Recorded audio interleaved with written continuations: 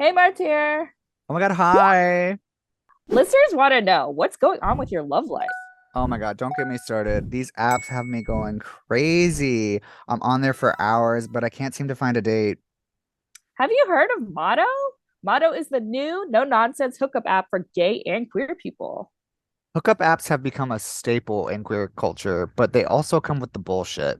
Headless torsos, blank profiles, catfish after catfish, and I feel like I'm always scrolling the grid.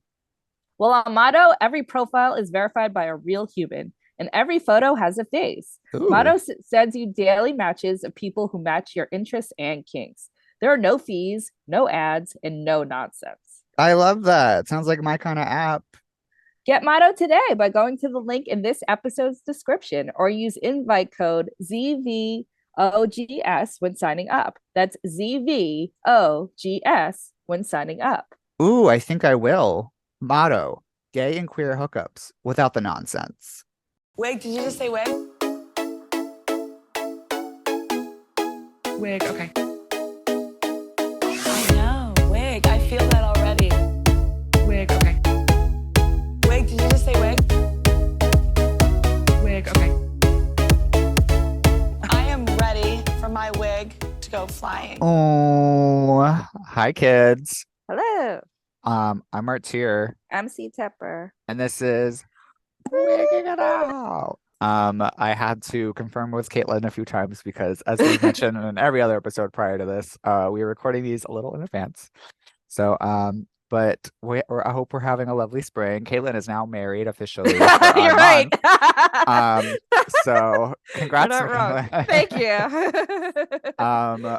So what are who are we doing today? What are we talking about? So we're traveling across the country again. One of my favorite things to do. Mhm. We are at New Orleans, Oh my New God. Orleans, Nola. NOLA, with Tarah Cards. Wow. Yay! Welcome, Cue welcome. the tuba music. Yeah, Oh my God. I Bring out the gumbo. mean, it's really happening right now because, this is the final week leading up to Fat Tuesday, and so bands are practicing for big parades. So it's the energy is palpable. It's like very excited. It feels like it's time. So, Damn. I love a good Mardi Gras moment. So I I want to yeah. hope. go so bad, but like I also know it's like insane. So I don't know. Like Yeah. insane how? Just like absolute like it's just really crowded, just like chaotic. That's what Well, I've I heard. mean, the vast majority of stuff is outdoors, so you don't Hmm. really have to worry so much about that. But it is like, I mean, I think it's something that everyone should experience at least one time because there's nothing like it anywhere. It is just such a, like, universally celebratory. Like the energy is just everyone's kind of contributing to the same revelry feeling. And so it's like elevated and you can sense it. It's like really very cool. Plus everybody, like your neighbor who you were like, oh, you're boring or whatever, they come out on Mardi Gras Day and you're like, oh no, you're a freak. And I'm into it. Oh my God. That So sounds yeah, fun. it's amazing. Mardi Gras Day, like people really show out and creativity wise, but like the looks, are off the charts. Sounds so fun. Yeah. Well, speaking of New Orleans, are you there from there originally? Not originally. I'm actually from Montana, northwestern Montana Oh, originally. Yeah, okay. I know. Very, You're like, very get out. different. Yeah. I mean, I tell this to people all the time. It's the most gorgeous place, absolutely beautiful, but what it has in terms of, vistas to offer, it doesn't really have the cultural things that you would be able to have in a city. I mean, there's Listen, definitely not enough opportunities I love your available. cultural export of Hannah Montana, so thank you so much for Oh, that. yes. I cannot necessarily claim her, but we will take it. We'll take it. Anything that looks remotely good. What was life like growing up there? It was very isolated for me specifically. I grew up with my grandparents and in a neighborhood that there was like only one kid on the street that was my age. And of course, we were immediately best friends because, you know, we lived 2 doors down. So, but yeah, it was rural but gorgeous. And I had a very rich inner world. Let's just put it that way. When did you decide to leave Montana? Well, I had gone to college at the University of Montana, and then after graduation, I was kind of like trying to figure out what I wanted to do. And then I had this is a very funny story. I'm glad to tell it. I had a friend that I had met through someone I was dating, and she was moving to New Orleans to move in with her. I don't know how they're related. Uncle, air quote uncle, but not like that, not in a weird way, but like somehow in this family, but maybe not related. Anyway, this was in 2007, and so it was just like 2 years after Katrina, and so I wasn't like, I'm sure anyone else, like anytime you see something tragic on TV, it doesn't necessarily penetrate all the way through to the deepest layer of understanding. And like, it wasn't until I got to New Orleans that I started to really understand like how much of an impact that was. But so I had always been fascinated by New Orleans, of course, like most people, due to the glorious writings of Anne Rice, of course. Oh yeah. Come through. And it was just like, oh, you're going to New Orleans? And she's like, yeah, I'm just going to move in with my uncle and figure something out. And I was like, I would love to move in with you if that's a thing. And I could just come with you because I'm ready to go. And we drove to New Orleans and we were going to get jobs on an oil rig. As one does. Because we had convinced ourselves during the car ride, we were like, look, that money. Yeah. We could have a cute pied a terre. We could have a life, work and then come back and whatever. Very ignorant to the fact that, well, then you would be on the ocean with a bunch of roughneck people. Yeah. And yeah, we were like, we'll work in the food service component of this. So needless to say, we arrive at the offices and the lady's like, can I help you? And I was like, yeah, we're looking to get jobs on an oil rig. And she was like, we're not hiring. And I was like, it says right here that you are. And she was like, we're not. And I was like, oh, okay. So bless her for having me dodge that bullet, because I was just like super naive about it. And then I ended up getting a job at the oldest Italian bakery in the city, Angelo Bricato's, and that sounds great. Yeah. I have an Anne Rice story. Sorry, you mentioned it. No, I have. Oh, I love it. I love Anne Rice, and I want all the stories. I briefly dated her assistant. Her assistant like 20 years ago, probably. But yeah. That's amazing. No, I didn't meet her. This is we started seeing each other after she died. So okay. Yeah. But R.I.P. Anne. I know. He used to tell me about dead. stories about her. So she crazy. I know. Well, she dead. So yeah. She was crazy when she was alive. love vampire girly. So anyways, let's get I love vampire shit too. I mean, honestly. Surprisingly, I'm not too keen on vampires, but I do love me some Anne Rice vampires. They're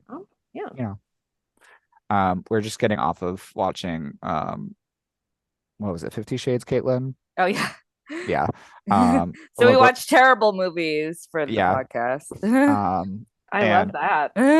You can be a guest if you want on the I watch a lot of movies and some of them are awful. Yeah, no, we purposely watch terrible movies and we do just like commentary over it. Yeah, but we were talking a lot about Twilight, so that's why I'm like getting on the vampire spiel. Anyways, back to the interview. My secret confess is anytime I am crafting and I'm like, I should put something on. The extended version of the first Twilight. Only number one, because number one is far superior because Catherine Bigelow. I mean, like, let's be honest. You mean Catherine Hardwicke? Oh, yes. My God. Who's Catherine Bigelow? She's another female director. European Gigolo. Oh, yeah. She won the Academy Award. Catherine Hardwicke, the European Gigolo. Sorry, Catherine Hardwicke. Forgive and forget. There's not too many female directors named Catherine, so it's easy to get them confused. Yeah. But enough about that. So, how did you get involved in the drag scene in 2016? Well, I had always been a big drag fan, an avid fan of the drags, and then a friend of mine, and this was like in 2014, actually. A friend of mine was like, oh, one of the vendors at the market is teaching a drag workshop. And my friend and I are going to take it. You should take it with us. And I was just like a full-time massage therapist at that point. So I was like, oh, I would love to, but I don't have time at all. And so I had gone to their draguation and was like, I absolutely have to do this. And so I was able to like carve away some time to do it a couple of years later and draguated from the Cycle 4 New Orleans Drag Workshop. And and that's kind of been ongoing ever since. What do they teach you at the drag workshop? Because I've talked to other people who've done it and all that. Well, depending upon what cycle you're in, you maybe got taught something or you didn't. Okay. And that's the tea, honey.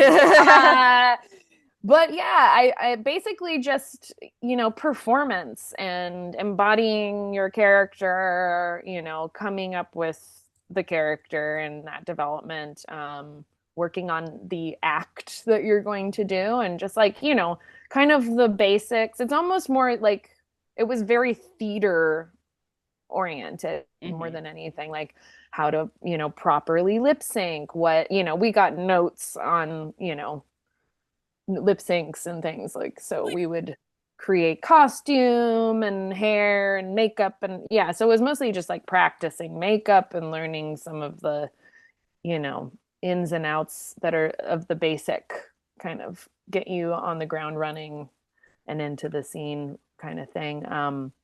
One of the people that came to the workshop was actually Raja and like taught a little thing early on, which was really cool. And it was great to hang out with Raja because I was just like, our love of white wine bonds. Oh my God, me too. I've had many a very drunken conversation with Raja before. They're lovely. And it was just and forever and ever I was listening to them talk about their, they did a full makeup face and on a person in the workshop, and I was just like, oh, I'm using that product forever, and I have ever since. So thank you, Raja, for Kevin Aquan's sensual skin enhancer. Ooh. That's like it. That's my gold standard for my whole face. It's just like that's the base, baby. Ooh. We're definitely gonna talk a little bit more about makeup in a little bit. How did you end up with your name? Well, so initially I wanted my name to be Kindy Ipple, and I was going to be from an island between Australia and New Zealand called Double-Inda. And obviously that would have required quite a bit of accent work and me to like commit to the shtick of being from like a vague island off of New Zealand and Australia for my entire career. Plus, somebody brought it up and was like, you do realize when people introduce you and look at your name, it's just going to read Kindy Ipel. And I was like, oh, right. Kindy Ipel is like, it's, if you say it, then it makes sense. So then I was in a panic and had gone out for some drinks with friends and was walking, of course, down the street in New Orleans. And I was just like, it should be something that is like indicative of this place and of my interests. And I am a master of puns. And I was like, oh my God, Tarah Cards, like tarot cards. So thus I was born on that day. Honestly, that really in works 2015. That really works for like New Orleans in general. So it sure does. Yeah. Yeah, I know. And I'm like very into the mystic arts. So. Do you have a favorite tarot card? Justice right now, because there's a lot of emphasis on that in my current charts. But usually I'm a major arcana gal, you know. Oh yeah. You can't help yourself because I just, I get 2 of cups a lot. Lots of 2 of cups. And I'm like, go away. That's the worst to get. I don't know what that means, so I'm just gonna nod my head. Yeah, let's just keep nodding. How would you describe your drag performance style? Well, it oscillates between glamorous and idiotic. I really love to make a joke. I love joking. I just have always been kind of ham, oriented. So I always go towards like, what's the most dumb thing I could possibly do? And yeah, that's it's a driving force for me, is like, how can I make people laugh and be so stupid?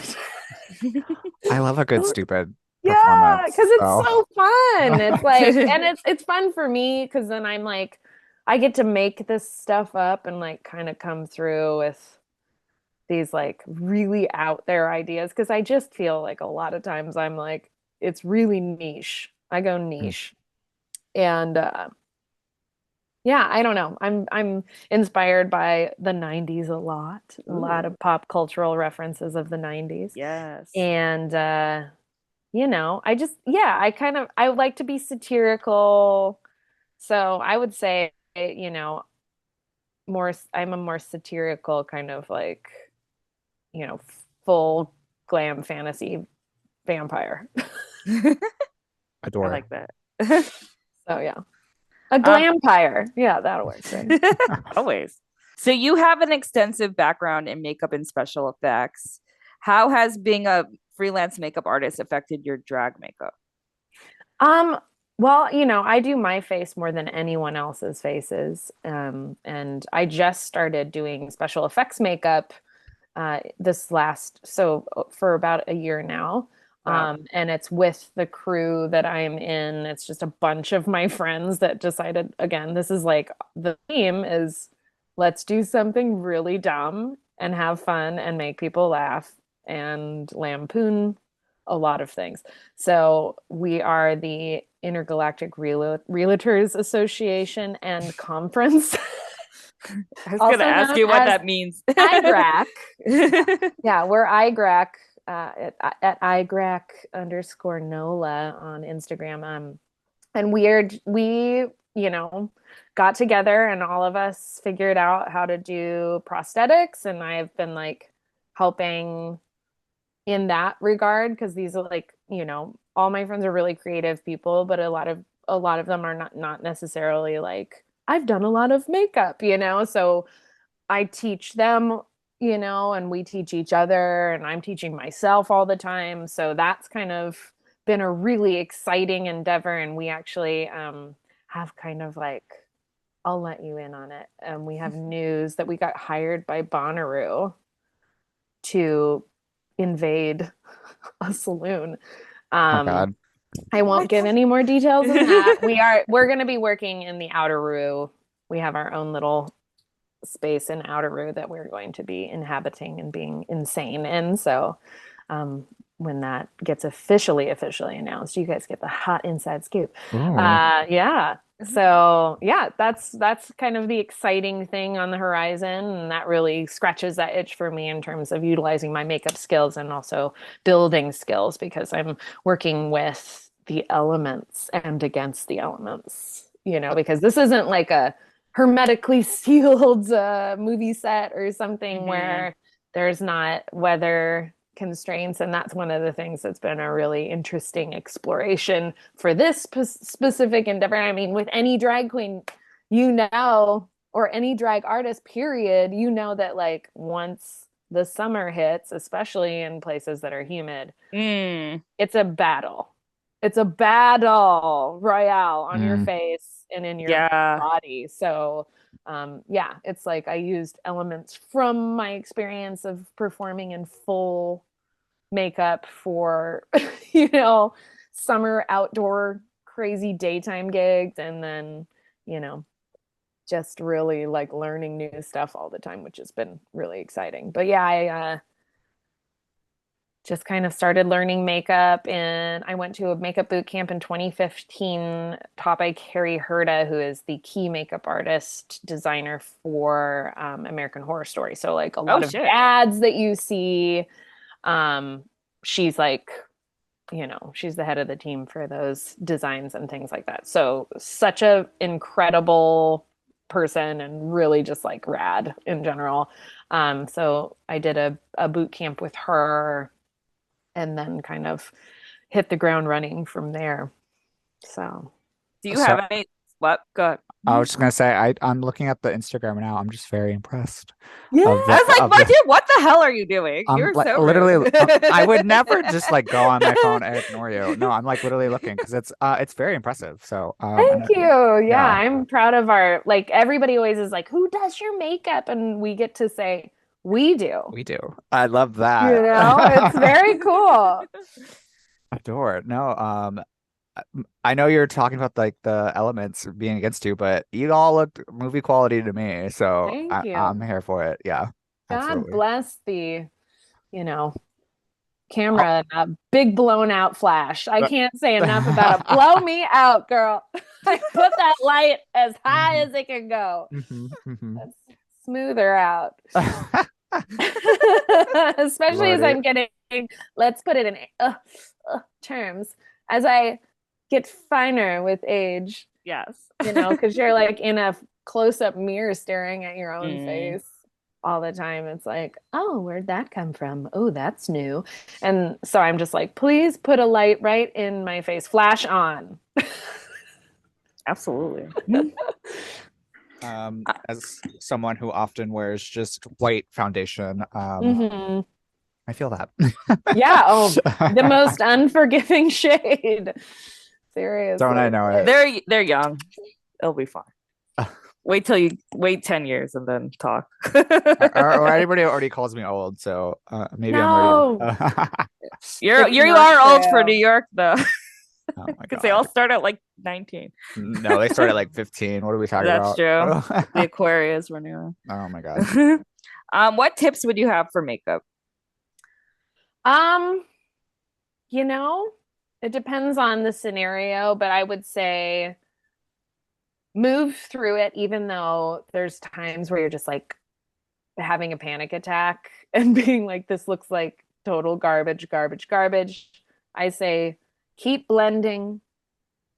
And as soon as you put on the lash, it's like, oh, I'm actually okay. I'm actually fine.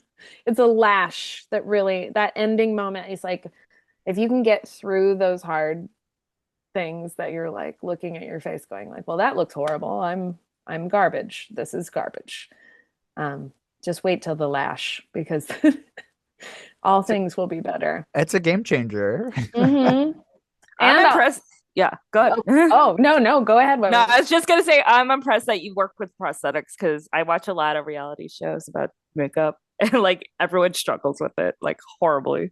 Yeah, I mean it's definitely a challenge, but I actually really enjoy it once you like have figured it out. And I'd spend a lot of time researching products, so Smart. because I'm like I want to use the best. Yeah, of course.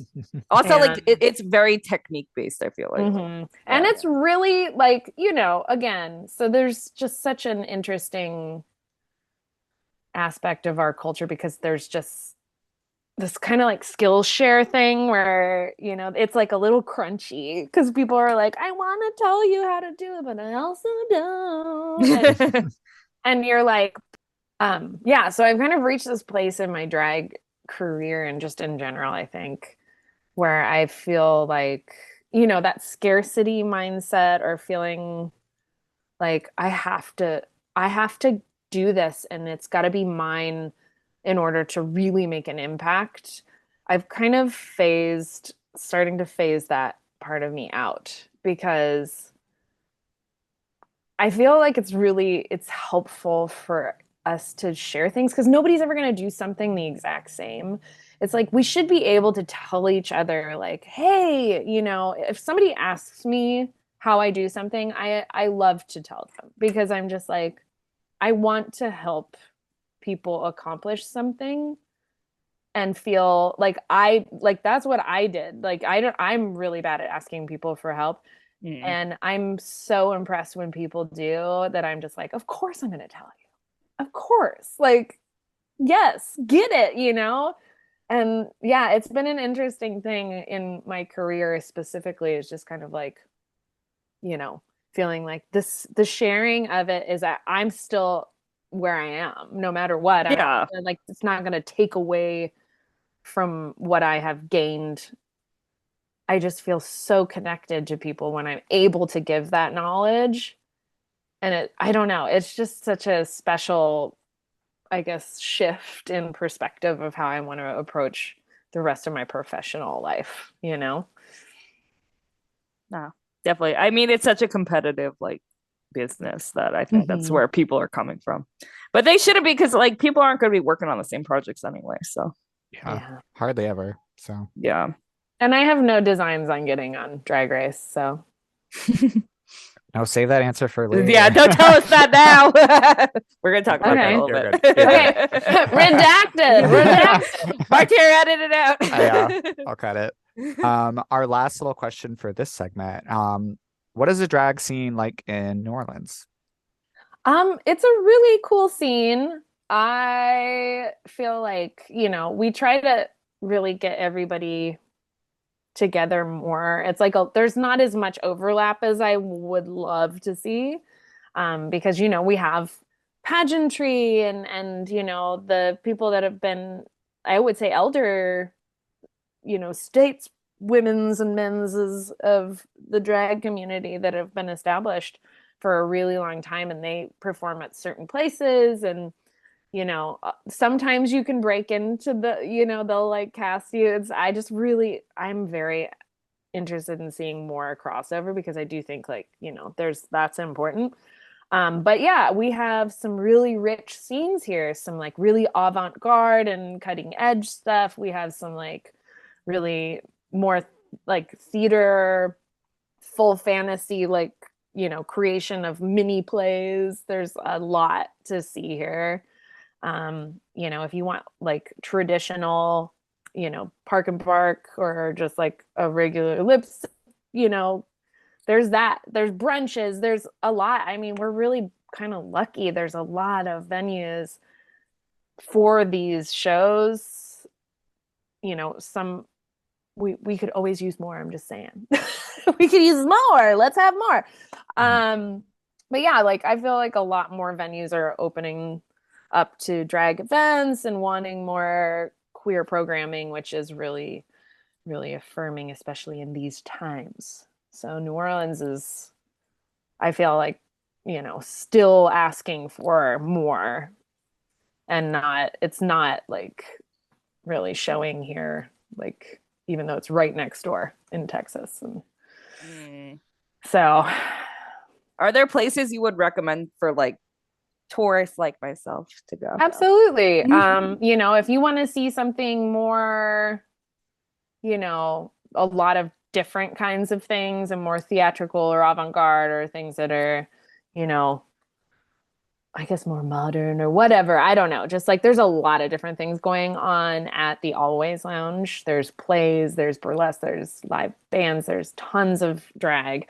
So, you know, I would always say the Always. And then I'm going to say for people to come to the Music Box as well, the Music Box Village, because I have my once a month drag brunch that is all ages that I am gonna plug because it's an incredible event and we have so much fun and it's such a loving environment.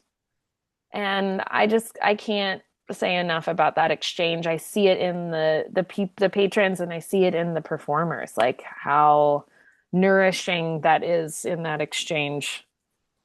So yeah, Brunchzilla at the Music Box. And then, you know, old school stuff. I mean, not even old school, let's just say traditional. Let's edit that. Traditional, you know, more pageant drag and brunchy stuff. You know, obviously the Golden Lantern has a long running show there. And then the Country Club always has a thriving drag brunch as well on the weekends.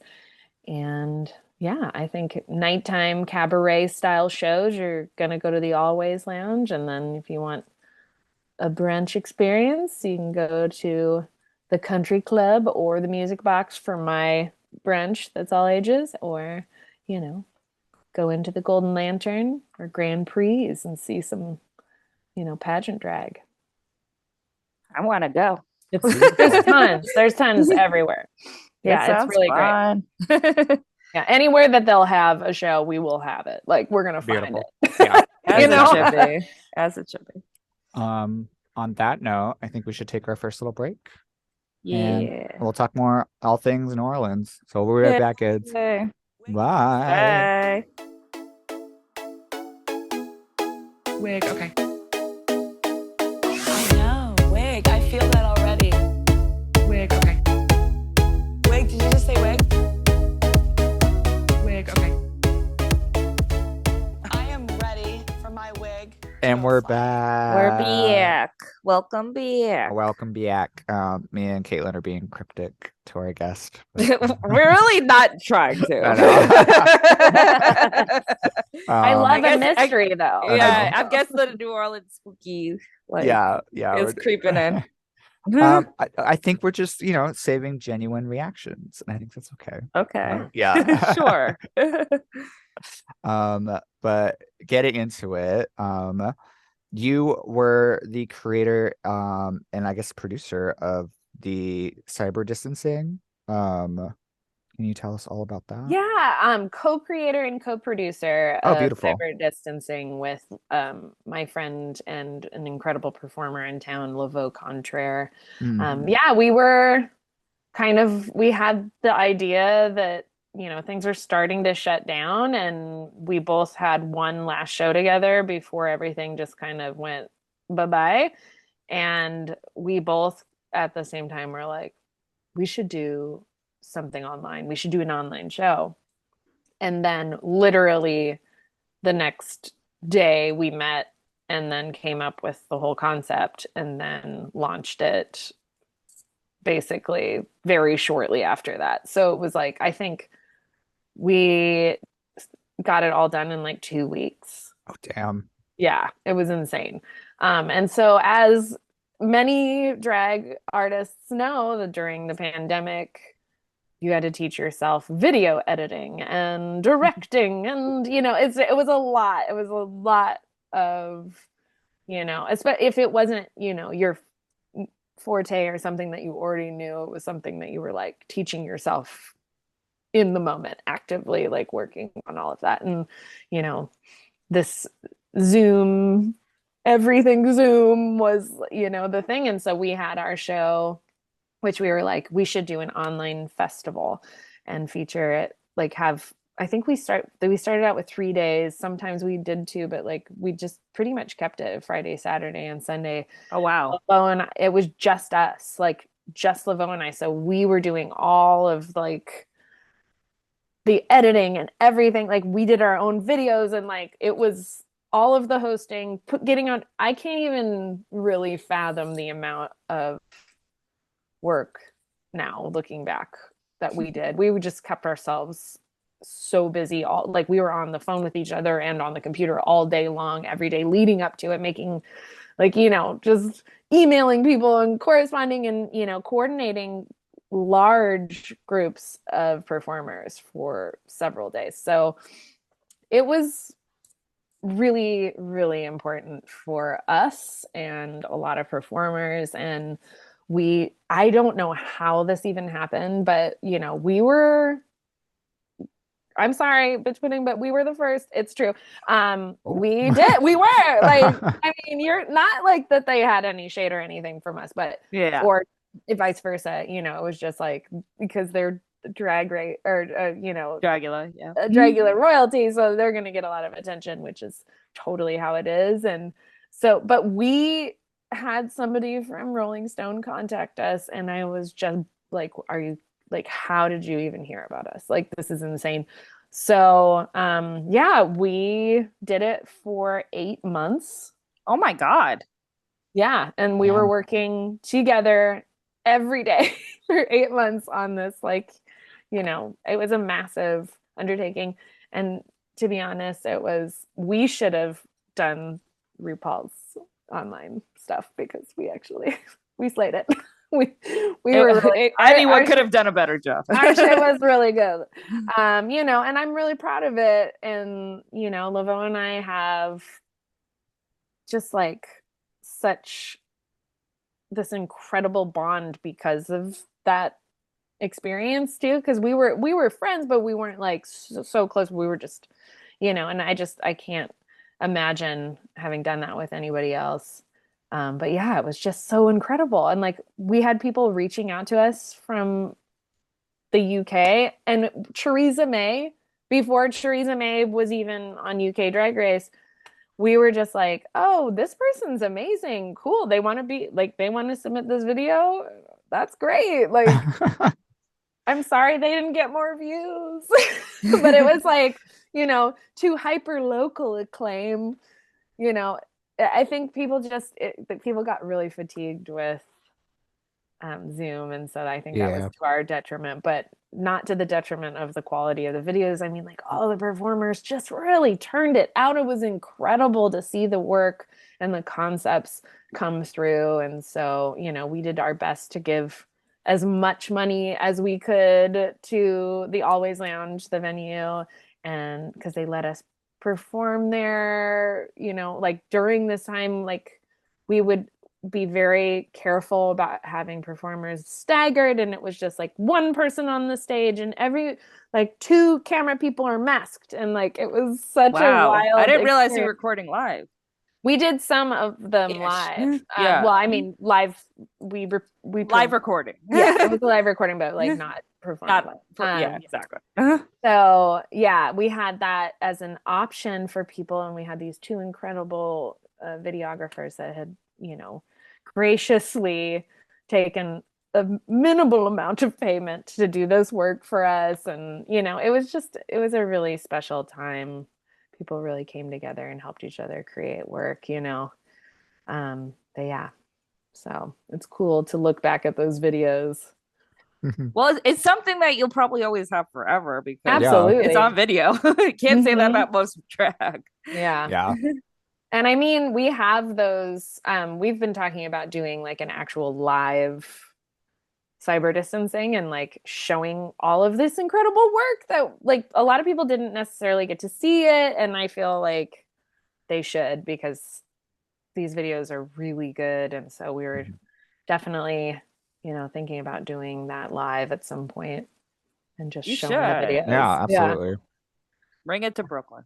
We would. We're invited. Great. I love it. Yep. Oh my God. We'll find a venue. Yeah, well, speaking of Brooklyn, this kind of goes into our next topic. Oh yeah, it does. So you've been a performer at Bushwick South. What is Bushwick South? Yeah, so Bushwick came to New Orleans. They did one show down. Yeah, Bushwick came to New Orleans, and so it was Bushwick South. And like Kimberly Clark performed, myself, like a lot of other performers that are local here. And then, Charlene was hosting, Christine performed. Oh, wow. It was, yeah. And it was at this really weird warehouse space that was formerly the Chewbacca's den. It's called Castillo Blanco. But yeah, it was sounds like Bushwick. Yeah, it was like it was funny, like fun party, total chaos. It was really fun. What year was this? Yeah. Oh gosh. I want to say 2017, 18, something. Okay. Like maybe yeah, I mean everything before 2020 kind of blends. Same, yeah. Like, yeah, no. Honestly, everything after 2020. Yeah. Let's just say time. What is it? At some point. Timey-wimey stuff. I don't know. Yeah, I think it was like 2018. Okay. That sounds about right for them. Yeah, no, that makes sense. I'm sure that's right.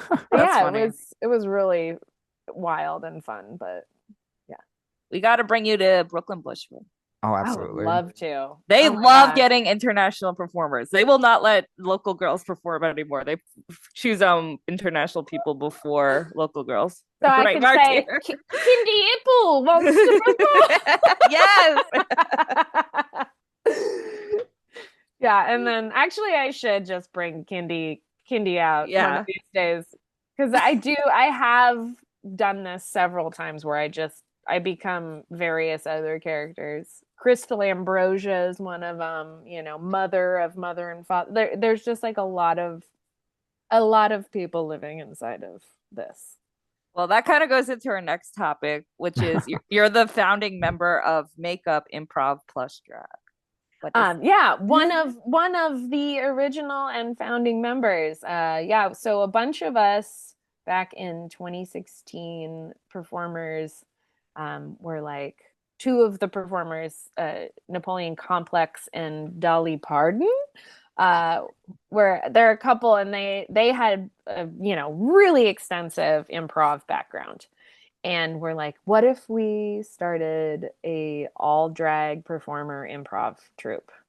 Because there isn't one out there. That at that time there was nothing, so we were just like, that would be awesome, and we did it for years. I mean, we did it until I think our last show was in 2021, and it was in the fall of 2021, and to this day I'm still like, when are we gonna bring it back? It's time for a reunion. It hasn't even been like, it's been like September was our last show, and I'm just like, so what? Reunion. It was just unbelievable fun, and really that just took my performance and self to the next level. I think, I was always really interested in being a, performer my whole life. I always wanted to be on stage, even though I maybe would just pretend like I didn't want to be. And then, that thing, that crisis that happens where you're like, I hate everything I'm saying and doing. What am I doing? And you're like, but I can't help but be on stage, but also I hate me, improv helped me start to not feel that way all the time, but also feel confident in scenarios where I was like, oh, I don't know what to say. I'm not overthinking. I'm, actively listening. Yes, anding. And I just can't recommend it enough for performers. Like, do improv classes. It's gonna take you to the next level. I agree. I agree too. I've had a few in my day, but who knows? It's really fun too. And so, we just did a lot of short form games. And one in particular that is a crowd favorite is Sex With Me, which where you ask for a suggestion from the audience, like, Okay, here we can I'll try it. Something that you find in your fridge. Oat milk. Milk. Oat milk. Okay. Sex with me is like oat milk. How do they make it? Oh.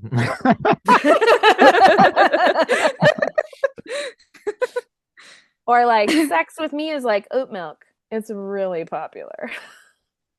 Stuff like that where you're like thinking of things in regards to that, but like everybody loves, and it is such a fun game for sex with me is like oat milk. It's slightly too expensive. Oh my God. Just had to do it. I'm like, should we use this as one of our games when we have reoccurring? Oh, absolutely. It's such a fun game. I think we might steal it. You have to. It's such a great game. Everybody can play it. Even people that are like, I don't know how to do improv. You're like, the moment you start a sentence with sex with me, it's gonna come to you. Exactly. Love. I like that. Or come on you. Much like oat milk. Yeah. Full circle. So you're an active member of the nonprofit social aid club Crew of Red Beans, where you volunteer and work as a full-time muralist. Yeah. So the Crew of Red Beans, they are first of all, they started as a parade crew. What we have here in New Orleans, we have social aid and pleasure clubs, and those are, groups that do community organized events. It's originated in the Black community, and they do, they're there to get people together. They have a clubhouse kind of situation where folks can meet, and if you're a member of the crew, and they have on Second Line Sundays, they parade. And so in a Second Line, I don't know if you're familiar with those at all, but for us, it is, the Crew of Red Beans is like kind of, an homage to that idea.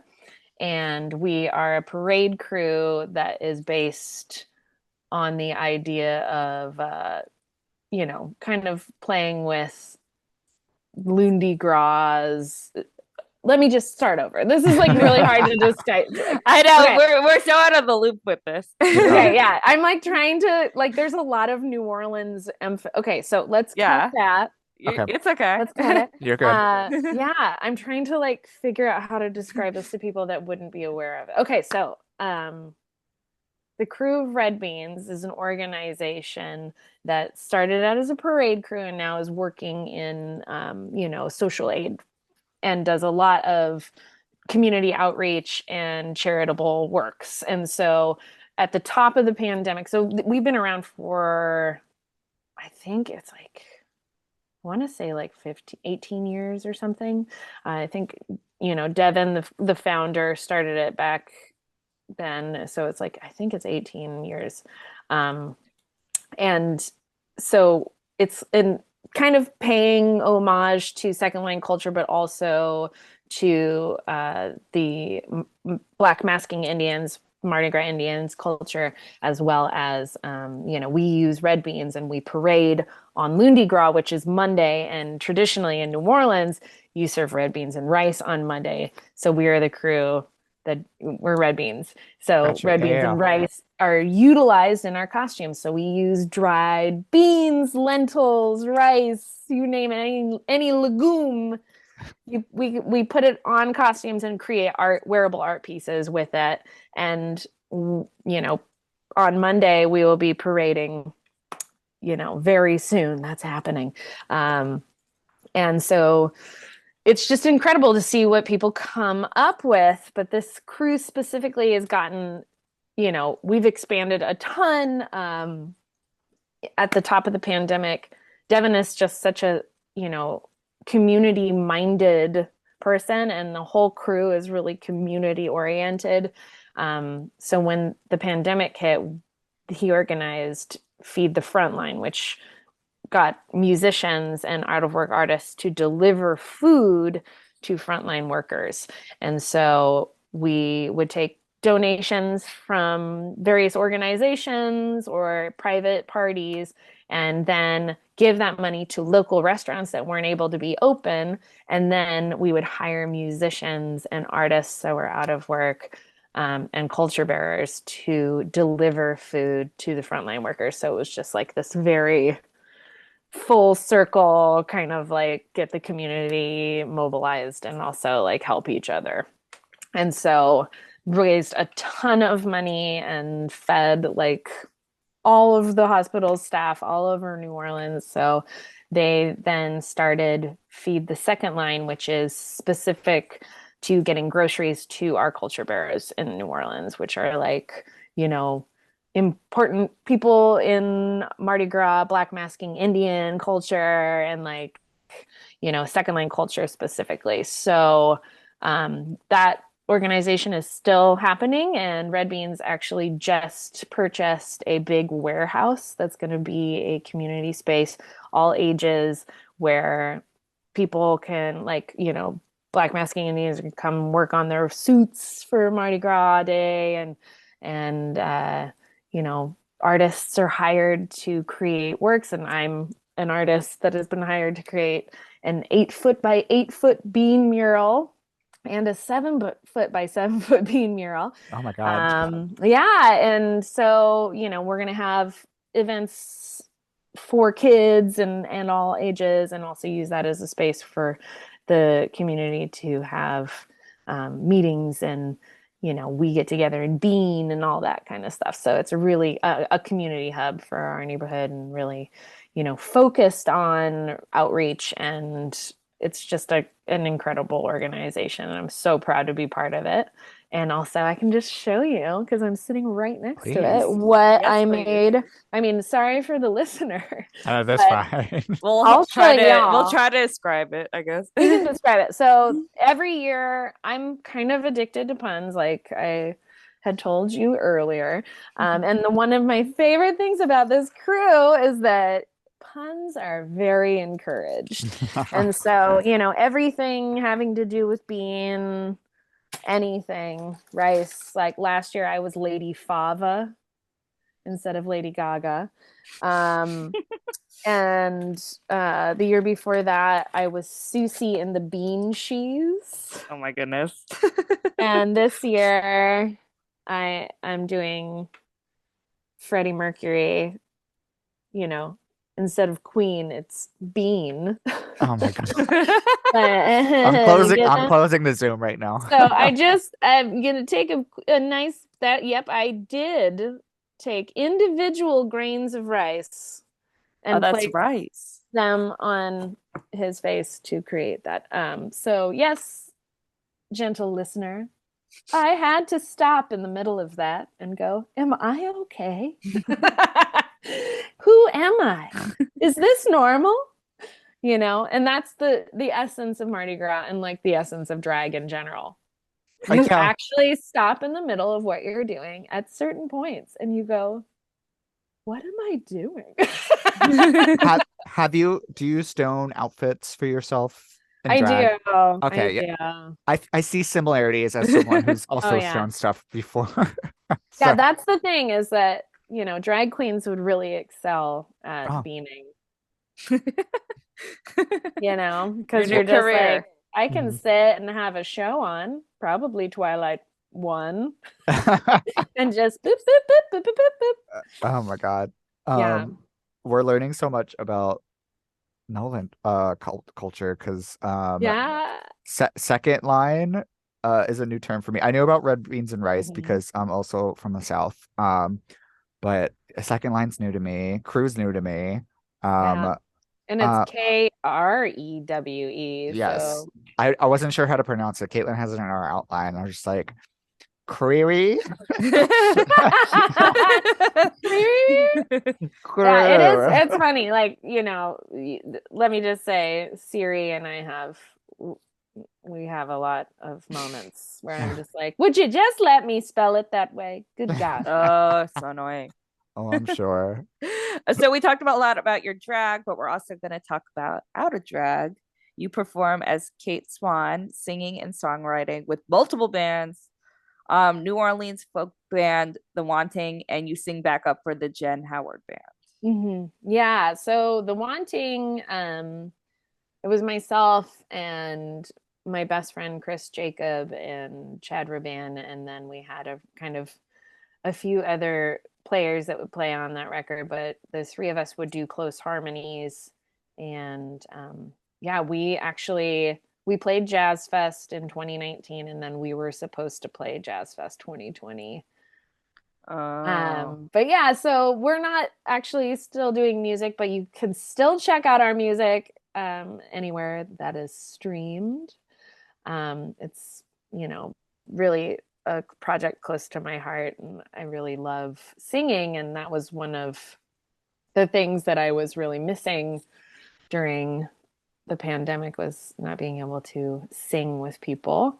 And so last year, my friend Jen, who was my massage client first a long time ago and has always been a really incredible vocalist, was like, okay, so can you sing with me now?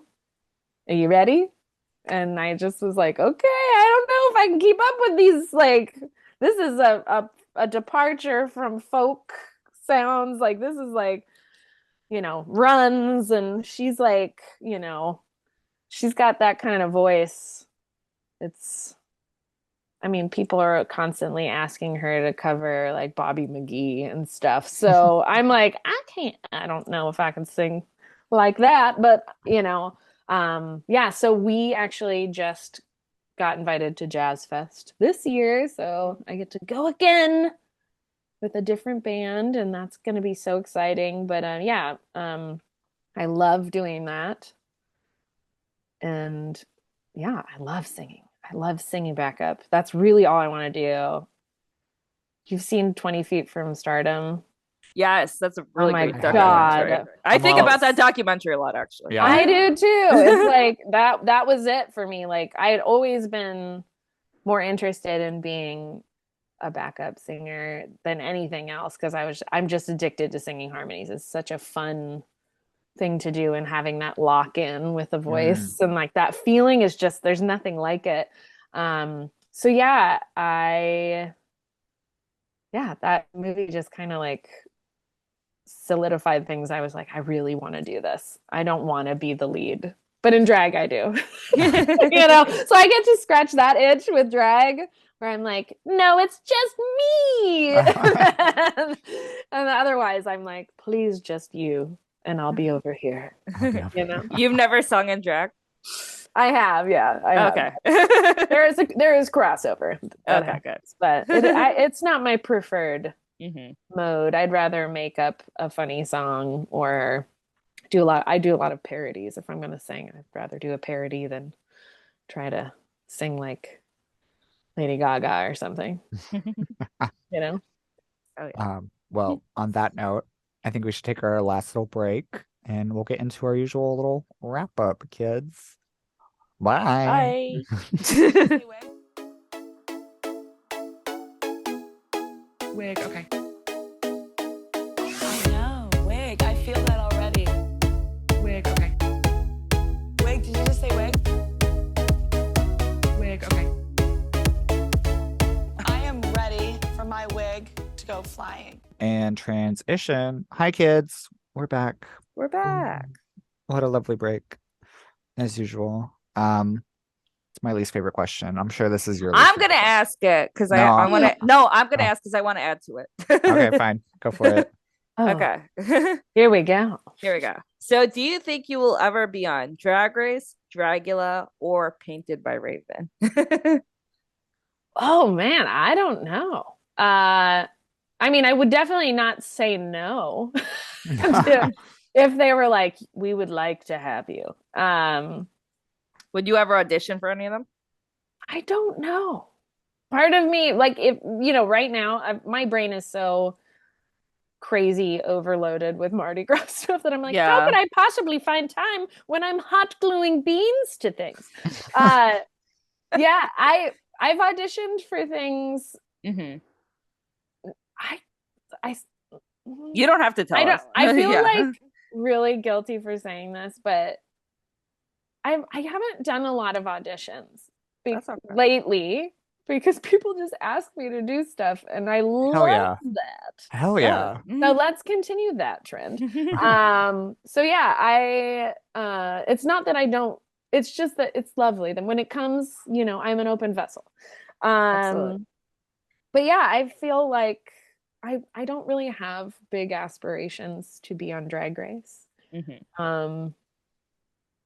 I part of me, I think I auditioned not because, again, I didn't audition because I wanted to. I got asked to audition for this Disney show that is based on food art. So it was a food art competition show that actually did come out. Kiki Palmer is the host of it. It was a very different thing from what they pitched us initially.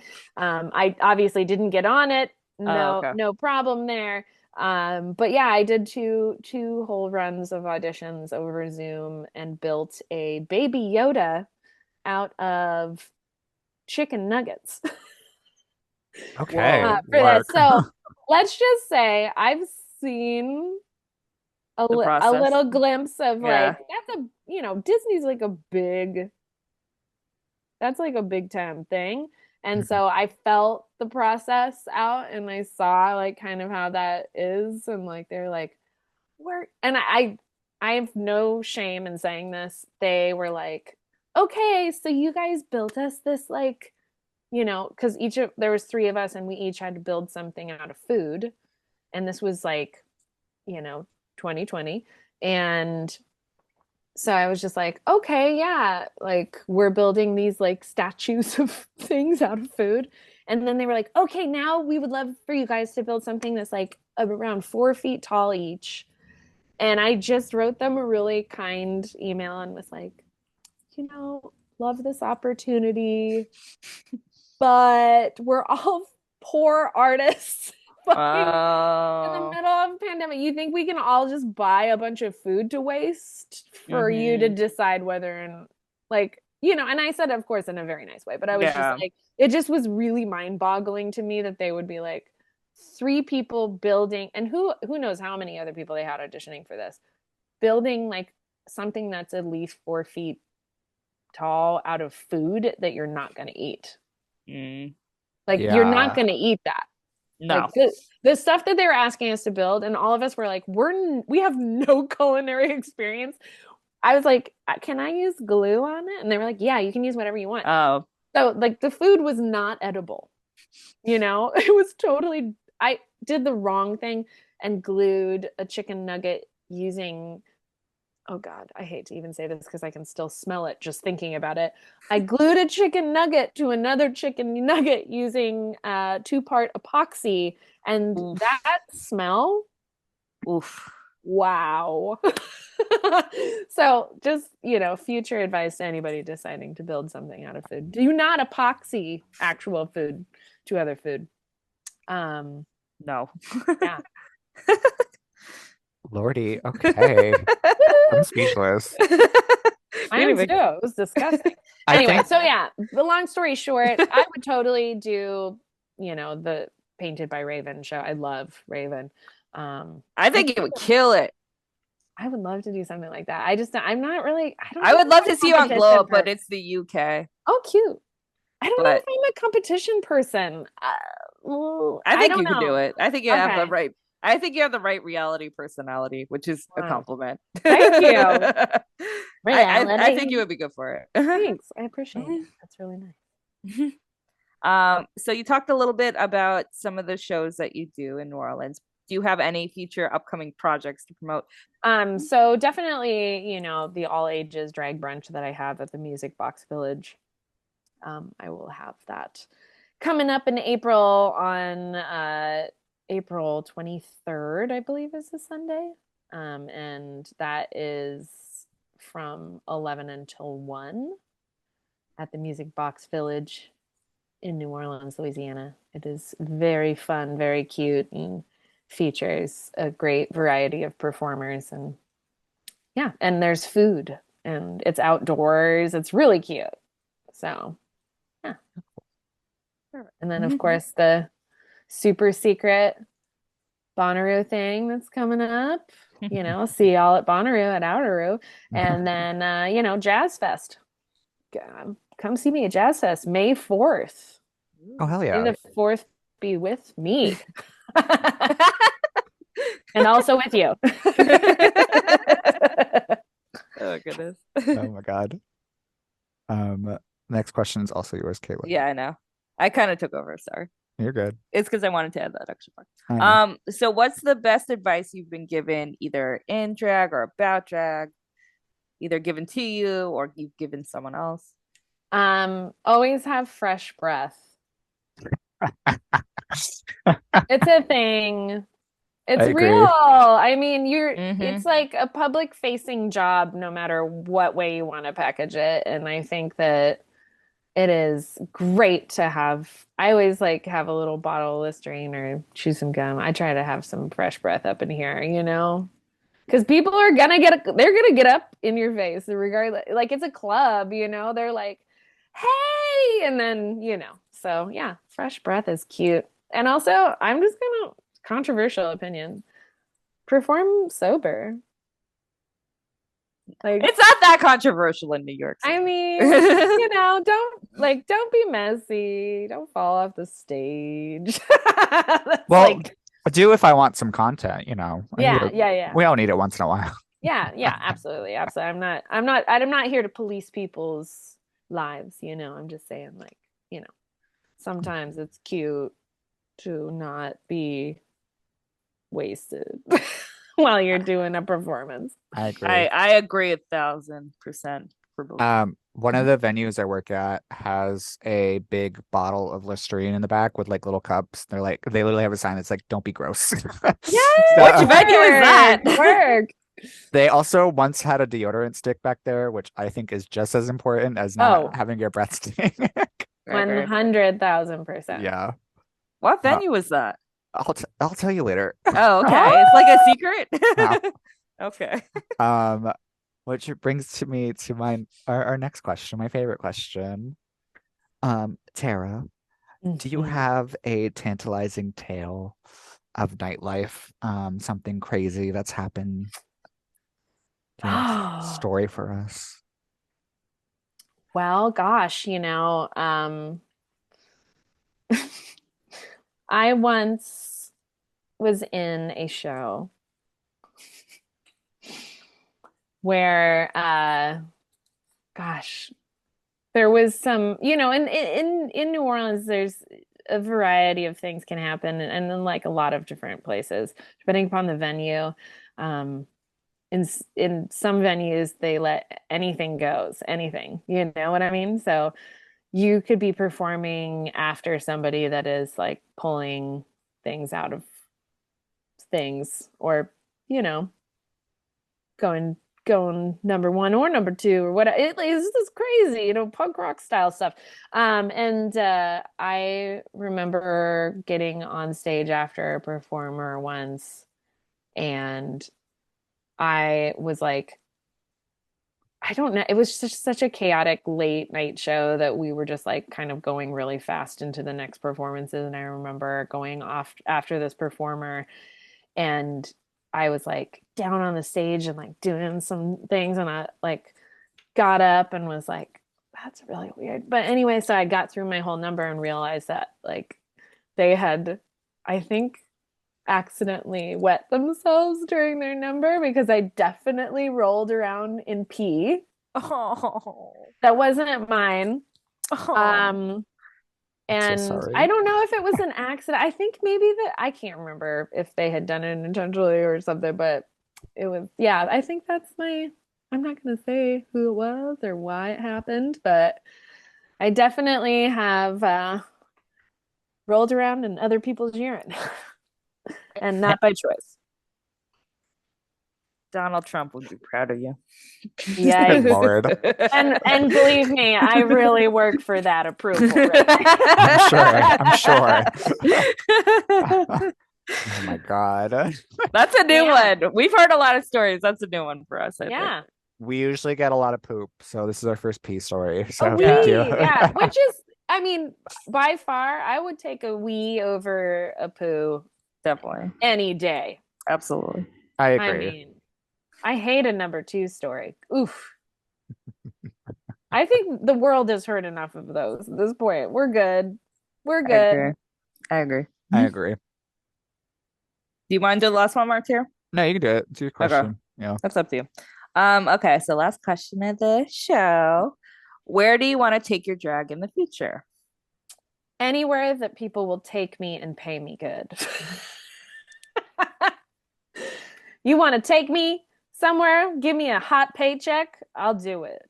A performer after my own heart. Yeah. Love. As long as they're, of course, in alignment with our, ethics and things. But yeah, I think, the exciting thing about this and being at this kind of level in terms of, I've been thinking about this a lot, is like, it's been a gradual incline.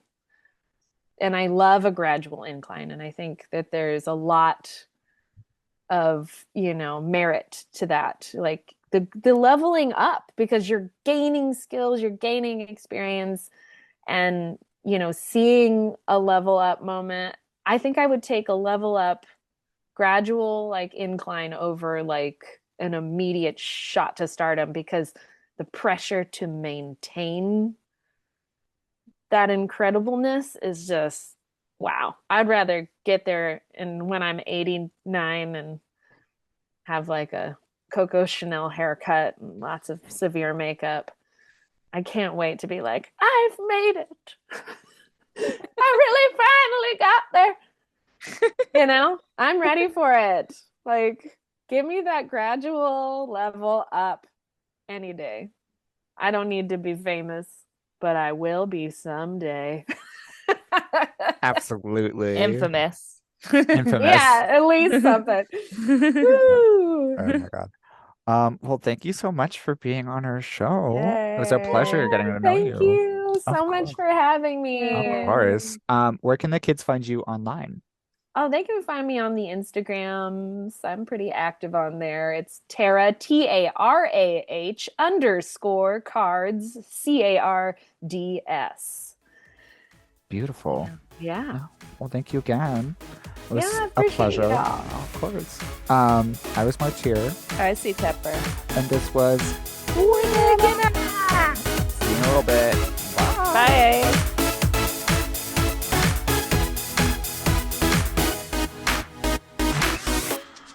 I'm C Tepper. You can follow me on Instagram at CTEPPER and read my book, The State of Drag, where I interviewed 175 drag queens from around the world. All proceeds go to charity on Amazon.com. Ooh, I love that. You can follow me on Instagram, Twitter, and Facebook at Drag the Martyr. And if you have any thoughts, comments, dick pics, send them to dragthemartyr@gmail.com. Listen, rate, and review us on Apple Podcasts, Spotify, SoundCloud, Google Play, and Pandora. And catch up with past episodes on WERRRK.com. That's WERRRK.com. Artwork for Wigging Out was provided by Glitter Baby Online. That's Glitter Baby Online. Thank you.